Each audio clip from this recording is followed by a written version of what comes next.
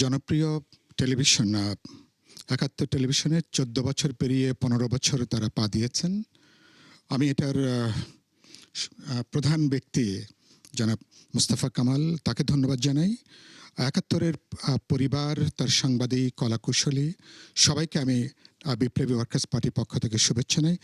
শফিক আহমেদের জন্য আমার বিশেষ একটা ধন্যবাদ আছে, অভিনন্দন আছে। খুব কঠিন দুর্যোগ সময়ে একাত্তর টেলিভিশন আমাদের আন্দোলনকে আপনি যেভাবে সামনে নিয়ে এসছেন, সেজন্য শফিকের প্রতি আমাদের বিশেষ একটা শুভেচ্ছা।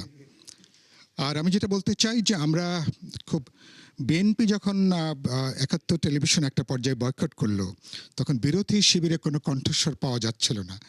তখন আমি প্রায় দীর্ঘ সময় ধরে, সম্ভবত আমি প্রায় এককভাবেও আন্দোলনের সত্তাকে যাতে আমরা আনতে পারি, শেষ বাক্যটা হচ্ছে ১২ ফেব্রুয়ারির পরে নতুন একটা গণতান্ত্রিক অভিযাত্রা আমাদের শুরু হয়েছে।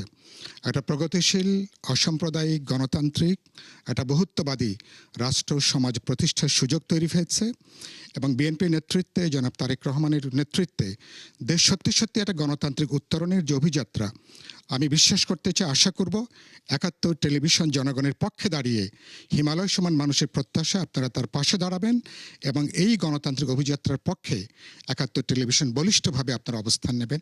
আমি আরেকবার আপনাদের সবাইকে শুভেচ্ছা এবং অভিবাদন জানাই। ধন্যবাদ।